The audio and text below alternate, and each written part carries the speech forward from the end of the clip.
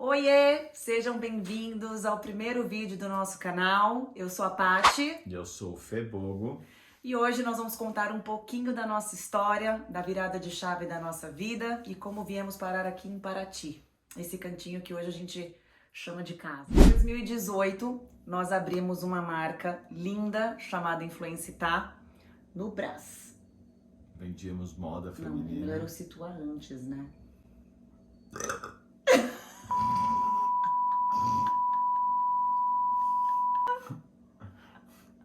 Que horror! Vamos lá. Em 2018, nós abrimos uma marca no Brás chamada Influencitá de roupa feminina. Nós vendíamos para o Brasil todo o famoso atacarejo, né? Nossas clientes, vários perfis, loja física, sacoleiras. É um período de muita dedicação, muito trabalho. Quem nos conhece sabe, a gente acordava cedo, dormia tarde, tinha que abrir a loja às 6 horas da manhã e parecia aquele bar de balada, a loja lotada. Ao mesmo tempo era muito cansativo, mas também era muito prazeroso, porque realmente você fazer algo com amor, colocar toda a sua energia, investir tudo que você tem ali e aquilo te retornar é um dos melhores sentimentos, pelo menos que eu conheço. Passamos por todo o processo, de todos os médicos, de todo mundo que já viveu um pouco de confecção. Muita gente envolvida, fornecedores de tecidos, escolha, pesquisa, viagem. Para lançar uma coleção a gente teve que viajar, pesquisar, fazer foto. Aí a Paty era modelo, eu fotógrafo, criando conteúdo para nossa marca, com tudo que a gente podia, né, que a gente tinha na mão. E o Brás é um lugar que tem muita cobiça, muita inveja, então tá todo mundo ali para ganhar dinheiro. Então a sua concorrência ela é um tanto quanto desleal. Então os sentimentos, né, que você lida com tudo ali é kamikaze. Ao mesmo tempo que você tá muito feliz com as suas conquistas, com os números, com os clientes e a gente vibra e vai, de repente você tem pessoas que passam a perna, que te copiam na cara dura, copiar os modelos, a decoração da loja, o seu formato de trabalho. Então realmente é um ambiente insalubre e complicado. E isso somatizado aos anos, a gente fala que tem que ter estômago de aço. E realmente não é para qualquer um. Quem conhece um pouco disso, tem algum parente que trabalha, talvez tenha uma leve ideia, ou alguma cliente que esteja assistindo, que são guerreiras, que pegam ônibus das suas cidades, chegam na madrugada, rodam com um carrinho, é de tirar o chapéu. Todo mundo que trabalha ali não é fácil. Então, obviamente, apesar da empresa dar todos os retornos que a gente queria, éramos gratos, não tem como você não olhar para frente e falar, putz, eu acho que eu não vou ficar nessa para sempre. Então, mesmo lá atrás, mesmo quando as coisas davam muito certo, já tinha uma sementinha do tipo, isso aqui, essa conta vai chegar. Era uma rotina muito complicada, né? Então, eu até lembro que a moto, nós tínhamos uma moto, temos até hoje, ela era a funcionária do mês, assim, ela era a terceira peça fundamental mais importante, porque nós saíamos da loja às 4 da tarde e dali em diante a gente tinha que fazer 1 milhão de coisas, visitar fornecedor, oficina, ir para fábrica. E em São Paulo, como é que você faz o seu dia render? Fazer entrega. Tudo, absolutamente todos os processos nós fazíamos parte, né? E aquele trânsito maluco. Então a moto foi por muito tempo fundamental. E por que eu cito a moto? Porque se aumenta o risco de algo acontecer, principalmente em São Paulo, marginal, aquela loucura é muito grande. Então nós tínhamos esse medo real, assim, tipo, nós dois, se algo acontecer, tiver um acidente, o que se passa? Não tem ninguém para ficar, eram 2 lojas, ele em uma, eu na outra, fábrica, então realmente era um kamikaze. Então Eu lembro que num dado momento, ele pode contar isso melhor, sobre o sonho dele, que ele tinha de dar a volta ao mundo. Então lá no início foi uma outra coisa que ficou ali no nosso subconsciente.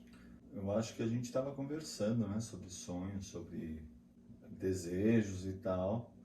E aí tinha um filme que eu assisti em 2007, eu acompanhava a família Schirman, lá do passado, e a gente assistiu junto esse filme em 2018, que é uma família que sai para velejar o mundo em 2 voltas, para quem quiser assistir, super recomendo.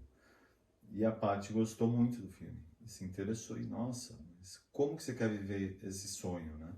Aquele filme me inspirou muito, né? Falei, olha, a gente precisa juntar um dinheiro, precisamos trabalhar. Então a gente, a partir daquele momento, a gente acreditou, colocamos combustível e foi, eu acho que o maior ano das nossas vidas, de trabalho, de dormir tarde, acordar cedo, não ter final de semana, sábado chegar cansado, domingo era o único dia. E olhe lá, porque domingo você tinha que preparar a semana, falar, enviar catálogo para os clientes. Eu me lembro perfeitamente porque segunda-feira que domingo, 5 da tarde, já começava uma dor na boca do estômago, porque realmente a gente tinha menos de 24 horas de descanso. A gente tinha meio sábado e meio domingo de lazer. O resto era... E as clientes eram acostumadas a receber o catálogo no domingo. Para quem não sabe, o comércio do Brás de atacado, os melhores dias são segunda e terça. Ao contrário do comércio das cidades e dos bairros, justamente porque as clientes precisam estar no Brás no início da semana para comprar. Daí ela chega lá com tudo fresquinho, com as novidades para ela faturar nos finais de semana. Então a lógica é essa. Então o domingo ele era dia de planejar a semana, de enviar catálogo e responder mensagens do WhatsApp. Então eu me lembro assim, as segundas e as terças-feiras era muita loucura, muita correria, porque além de tudo, a nossa cliente, a lojista, ela vende quinta, sexta e sábado, que são os dias que geralmente, né, tem uma venda mais aquecida, e ela precisa repor a mercadoria que vendeu. Então ela envia o pedido no final de semana. Com um detalhe, no início, esses pedidos eram feitos manualmente no WhatsApp. Então ela mandava fotinho, eu quero 3P, 3Ms, 3G. Gente, vocês não fazem ideia do que era comunicação no início. Esse pedido era organizado pela Paty. Eu ficava na loja, eu atendia tanto presencial como os pedidos e preparava correio, entrega em ônibus. E a cliente que vinha do Brasil todo, ela que já queria chegar na loja já com o pedido dela separado. Garantir, né, as peças, não era ilimitada a quantidade. Então tinha todo esse trabalho online misturado com presencial. Só após a pandemia que nós conseguimos modernizar e colocar uma plataforma que a cliente entra lá, né? Hoje é fácil, todo mundo sabe, de fazer o pedido online com as cores, com o modelo, tudo bonitinho. E isso facilitou muito a nossa vida e a delas. Apesar de algumas terem ficado relutantes porque gostava do formato anterior, mas isso agilizou muito, inclusive mitigar os erros que tinham muito em separação e tudo mais. Então a pandemia foi um divisor de águas. Foi ali que a gente, sem saber, começou a primeira mudança que iria reverberar depois no momento atual. As lojas ficaram fechadas, né? Os shoppings não podiam entrar. Depois eles flexibilizaram um pouquinho, mas o horário era muito curto, loja pequena, estoque dividido. Então foi aí que nós tivemos a ideia de centralizar todo o nosso estoque na fábrica. Isso tornou viável e possível o lance da plataforma que eu expliquei para vocês. E dali saírem as entregas online, presencial, o que quer que seja. Nós mudamos o formato, os shoppings reabriram e puderam voltar ao normal. Nós tivemos uma outra ideia, que foi fazer um atendimento híbrido, né? Então, a vendedora ficava na loja, era um showroom, uma flagship, que a cliente conseguia ver na mão, sentir, tocar o produto. olhar as cores pessoalmente, mas ela tinha que aguardar uns 10 minutos a mercadoria chegar da nossa fábrica para a loja, para daí ela retirar. Ou a gente mandava direto no ônibus dela, ela já otimizava o tempo. Foi muito bom o formato, mas também os 10 minutos às vezes já era meia hora. Claro, dependia do dia. Mas isso fez com que a gente conseguisse ter uma vida um pouco mais tranquila, com mais qualidade. Por quê? A gente tinha muito problema de mão de obra, não tinha funcionário que parasse, porque, né, gente, imagina essa rotina que a gente mencionou para vocês. Não era para qualquer um. Você tem que lembrar que funcionário, eles pegam 2 horas de transporte para chegar super cedo na loja, para depois ir embora à tarde. Não é fácil, justamente por isso é uma rotatividade muito grande, não era só na nossa loja. O Brás, o comércio sofre com isso, é uma rotatividade que não dá, né? Ela é inviável. A hora que você tá treinando o funcionário, que ele tá redondo, tem que sair e acontecer alguma coisa. A pandemia, então, propiciou uma série de mudanças que a gente foi se adequando. Primeiramente tinha a plataforma, daqui a pouco a gente resolveu reduzir o horário, ir embora mais cedo para casa, liberar os funcionários que estavam já saturados. Eles conseguiam ou ter mais qualidade de vida, ou também ter 2 empregos. Então, saía da loja ali 1 da tarde, se quisesse fazer uma renda com alguma outra coisa informal, o que quer que seja, era possível. O salário, né, o complemento da renda também interessava, fazia sentido. Então foi um formato que a gente foi levando. Eu acho que a gente entrou com isso 2021. 2021. E aí a gente começou a desacelerar. O meu sonho era dar a volta ao mundo. E o sonho da Paty era poder curtir sexta, sábado e domingo no Rio. Então a gente juntou os 2 sonhos e a gente foi tirando o pé e a fábrica foi diminuindo, a gente foi diminuindo o estoque. Diminuindo as apostas. E num determinado momento a gente decidiu encerrar aquele ciclo. Nessa mudança de rotina, né, nós fomos chegando mais cedo em casa, podendo fazer o próprio almoço, né, lembrando que nessa rotina que nós tínhamos, era só jogando tranqueira para dentro. Muitas vezes eu comi qualquer coisinha em pé no balcão, pedia para ir lá comprar uma pizzinha e uma coca, um chocolate. Então realmente era insalubre em todos os sentidos, né? Era raro a gente almoçar.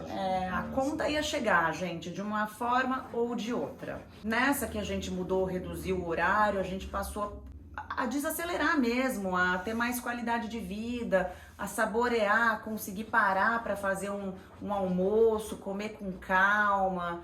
E a gente começou a se adaptar a isso, né? A ver que, tipo, dava para tocar dessa forma, não precisa dominar o mundo. A gente já tinha botado toda a energia, sei lá, em 4 anos, né, de forma acelerada. A gente tinha virado a chave, a gente queria algo mais tranquilo e tava indo legal. Só que eu acho que a mudança, eu acho que Deus, o universo, a gente tem que sempre confiar. Essa é a verdade. Não foi algo premeditado, a gente foi sendo surpreendido e a mudança ela foi acontecendo de forma orgânica. Então, de repente você já não consegue mais tolerar o tanto de coisa que a gente vai normalizando, essa é a verdade, né? Nós normalizamos buracos no asfalto, o carro quase quebra, a roda quase estoura e tá tudo bem.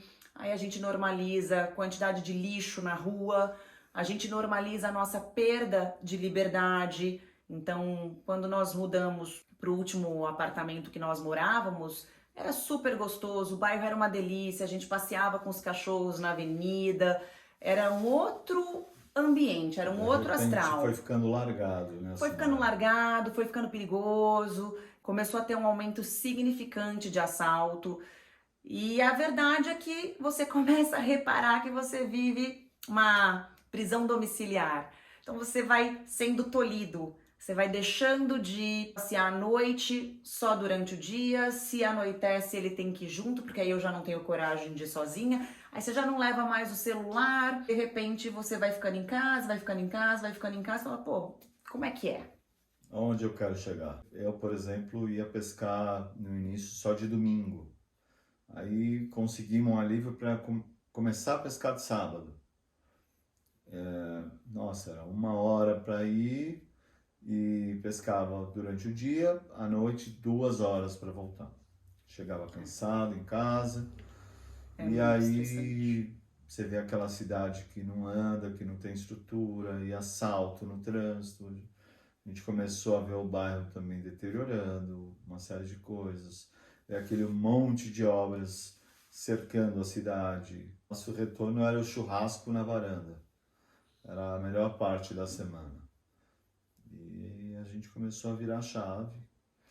Ver que aquilo não fazia mais sentido, aquilo não preenchia. Como era muito cansativo ir para Cubatão pescar, tinha que acordar 4h30 da manhã para descer o barco às 6h, e eu já acordava cedo a semana toda, eu falava, putz, eu não vou sempre. Eu acho muito cansativo, né? E né, nesses dias que ele ia pescar, eu restava o quê? Almoçar com uma amiga no final de semana, no sábado, ou ir no shopping, faz alguma coisinha, almoça e volta. Mas isso não preenche, isso é um vazio absurdo. Infelizmente, os parques, né, que estariam disponíveis aí pra gente curtir nos finais de semana, não é, né, o melhor dos públicos. Então, você fala, não vou. O que resta pra fazer, entende? E aí, lembrando daquele sonho de velejar, a gente começou a fazer charter, a fazer uma imersão em conteúdos aqui no YouTube, do mundo da vela, do mundo todo. Gente que estava dando a volta ao mundo, que estava parando no Caribe, gente que estava na Europa, e a gente começou a entender isso daí.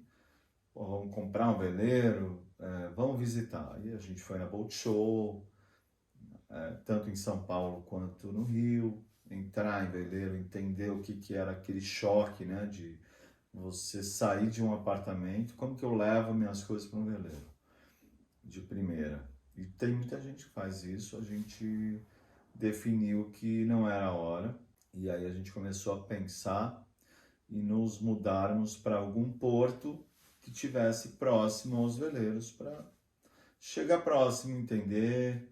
Ver se é pra gente, né? Ver na prática, porque é o que nós conversamos. Ninguém quer errar. Você quer fazer uma mudança, você quer ser o mais assertivo possível. E eu fiquei com muito medo. O Felipe, ele dá a volta ao mundo com uma pochete. Comigo já não é por aí. Eu não sou acumuladora, eu não sou consumista, mas eu tenho a energia fixa. Eu gosto das minhas coisas ajeitadinhas. E eu acho que essa coisa do veleiro ainda não ficou algo certeza, bora. Então tem questões de manutenção, né? É uma série de adaptações. Tem a parte romântica, que é muito linda, dá vontade de ir amanhã, mas tem as outras questões que é a vida real. Você vai viver num espaço limitado, não tem água disponível o tempo todo, Tem né? as manutenções, Energia, uma série de coisas. Então, eu com muito medo da decisão, falei, olha, eu acho que se a gente comprar um barco e sair de um apartamento, sair de São Paulo e for para um veleiro, as chances de não dar certo são muito altas. Não tô me sentindo confiante, mas também não aguento mais ficar em São Paulo. A gente tá numa sinuca de bico. E aí, o que a gente faz? E aí que surgiu a ideia de um lugar que fosse o meio do caminho, para a gente amadurecer isso tudo e ter uma escolha mais assertiva. Então, nós cogitamos Paraty, Ilhabela, que é um outro lugar que nós somos apaixonados e muita gente adora. Viemos para Paraty visitar alguns veleiros, fizemos charter, e como a gente estava vindo muito para Paraty, a gente simpatizou muito por aqui. E aí, em paralelo, a gente olha os universos que a gente gosta muito, que faz parte, né? Pesca.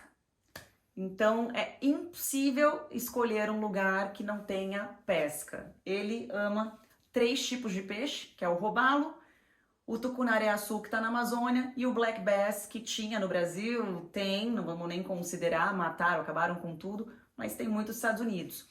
Então, Paraty não só por conta do veleiro, mas por conta da pesca, como também por conta do mergulho. A gente não faz tanto quanto gostaríamos, mas é outro universo que a gente gosta bastante. E além de unir esses três mundos, é um lugar que tem esse mundo náutico, 365 ilhas, a gente quase não conhece nada.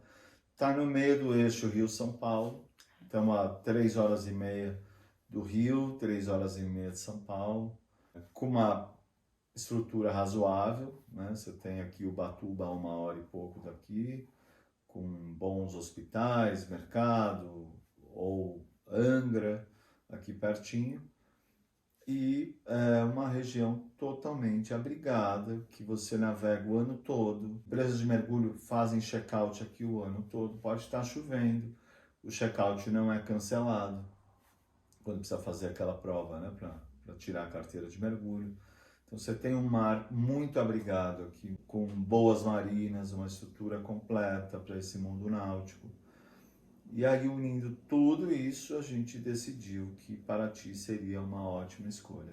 E ainda tem Cunha, que é a parte da montanha, que é o friozinho, que lembra um pouquinho de Minas Gerais, da comidinha gostosa, daquele aconchego. Então aqui realmente tem um calendário cultural assim recheado, muita gente de fora, muito gringo. Então é uma cidade interessante, é uma cidade que tem movimento, que acontece. E algo que a gente não imaginava era que a gente fosse receber tantos amigos e que não conheciam, achavam que conheciam Paraty. E quando, através do nosso olhar, indo, né, nos lugares que a gente costuma frequentar, passaram a conhecer e entender Paraty e enxergar Paraty de uma outra forma. Nesse período sabático, nós conseguimos conhecer 1/5, né?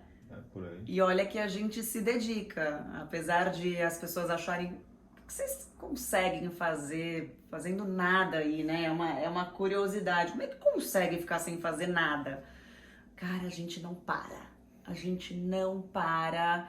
Ou é pescando, ou é conhecendo um lugar, ou é interagindo com as pessoas. Tem muita gente legal, muito papo bacana. Então, mesmo não parando, sendo frenético, indo pra lá e pra cá, a gente ainda não conhece nada. Então, pensa só se o lugar tem coisa pra fazer. Inclusive, aproveitando que todo esse período que a gente está explorando, a gente conheceu muita coisa legal, como ele mencionou, indicamos para os amigos, eles vêm para cá, tem um outro olhar, e a gente está, no atual momento, trabalhando com um roteiro personalizado. Então, caso você queira vir para cá, né, queira lugares menos óbvios do que está aí disponível, hoje tem 2 pessoas aqui que conhecem cantinhos só de quem mora, só de quem já sabe mesmo dos segredos de Paraty região. E também quem quiser pescar.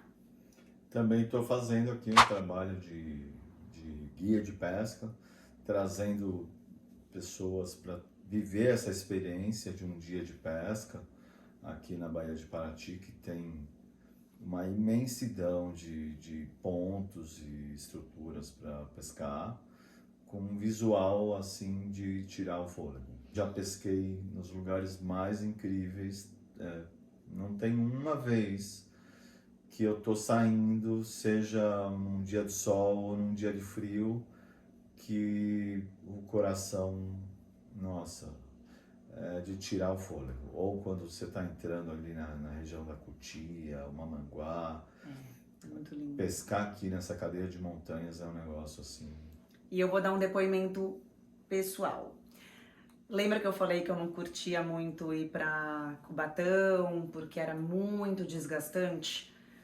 Esse era um dos problemas, né? Ele, mas eu comprei o barco pra gente curtir. Eu falava, não, é muito cansativo. E aí tinha essa questão, né? Era a pesca 100%. Eu não amava tanto, né? Não era assim como ele, tão assídua. E aí às vezes eu queria dar uma sentadinha, né? Tava cansada. Não, vambora, vamos pescar. E aquilo me deu uma traumatizada, tipo, não posso nem dar uma sentada, uma descansada, tenho que pescar de 6 da manhã às 6 da tarde. E daí que aqui desmistificou tudo. Foi uma virada de chave para mim em relação à pescaria, porque justamente a gente consegue fazer algo leve, híbrido. Claro, tem dias que a gente pesca de ponta a ponta. Eu não quero parar. Falo, meu, come um lanchinho aí, bora. Mas tem aqueles dias que a gente faz as duas coisas. Então a gente pesca, para, faz uma horinha de almoço numa praia gostosa, dá um mergulho. Então, realmente é uma outra experiência pescar aqui nesse lugar. E eu falo por experiência própria, para mim, virou a chave. Eu hoje, quando ele não quer pescar, eu falo, não, amanhã nós vamos. Pode olhar a previsão, pode olhar a maré, que amanhã nós vamos. Não é? Que o jogo virou? Comprou na planta e tá aí, né? Agora tá valorizado, o negócio tá bom aqui pro lado dele. São coisas que a gente não prevê, né? E aí vão acontecendo essas mudanças, é muito gostoso. Para os cachorros está sendo incrível. Aqui a vida boa. É outra paz também de poder passear. Estamos vivendo realmente um sonho, muito gostoso, né? Tudo isso. Falando assim, parece que Paraty que é perfeito e claro que não. Tem problemas como qualquer outro. A gente conta para amigos que às vezes você vai na padaria comprar um pão, você tem que ir em 3, 4. Como assim? Você passa por esse tipo de coisa. Acaba a luz frequentemente e do nada, tá? Não é só porque choveu. Pode ser porque ventou, pode ser por motivo nenhum, de repente a luz acaba, consequentemente a internet acaba. Então assim, o lema eu falo que é namastê. Então vem pra cá, tem que saber que tem, obviamente, alguns problemas, mas nós comparamos ao que nós tínhamos em São Paulo e hoje o que a gente tem que lidar aqui e tem que aceitar. E hoje ainda faz sentido pra gente. O dia que passar a não fazer mais, aí a gente muda a rota. Mas é claro, tem problema como em qualquer lugar do mundo. Nenhum lugar é perfeito. Ou seja, o plano é não ter plano. Exatamente. Se você curte conhecer novos lugares, fazer rolês mais leves, saber tudo sobre Paraty, sobre a nossa vida, lifestyle, a gente vai compartilhar tudo aqui com vocês, um pouquinho de cada coisa, vamos descobrir juntos. Se inscreve aqui no canal. Curte, compartilha com aquele teu amigo ou amiga, parceira, que está curtindo também esse estilo de vida mais voltado à natureza. Se você também quiser vir para Paraty, para conhecer Paraty com a gente, tem várias formas que a gente pode organizar isso para você. Dá toda uma assistência, prestamos esse serviço de concierge para você poder usufruir e aproveitar muito mais a tua viagem, a tua estadia aqui em Paraty. Então, já olha a data, se organiza. Estamos entrando num período de seca maravilhoso, com céu incrível aqui em Paraty. Para quem acha que praia é só no verão, engana-se. Verão é muito cheio, é muito quente, tem muita chuva. A gente está entrando agora na melhor época, que é céu azul, clima agradável. Tem uma infinidade de opções de hospedagem, seja em barco, seja em hotel, pousada, Airbnb. É uma viagem com outro olhar e otimizando o tempo, né, gente? Tem que fazer render, tem que ser produtivo. Espero que a nossa história tenha inspirado vocês. A gente vai continuar compartilhando muito mais aqui no canal. E é isso. Beijo! Beijo! Espero que tenham gostado. Até o próximo episódio.